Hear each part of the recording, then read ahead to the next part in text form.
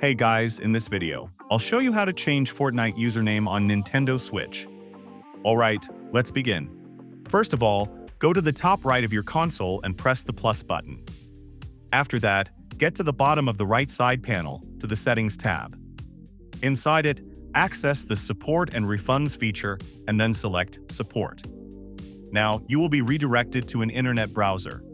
Simply, make sure to complete the security check and then this type of interface will appear.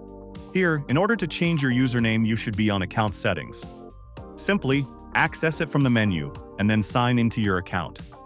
Once done, your current username will start displaying on the right side menu.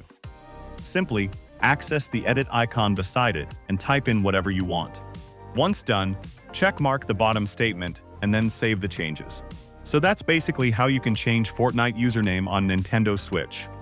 And that's it for this video. If you find this helpful, consider subscribing and giving this a big thumbs up. Thanks.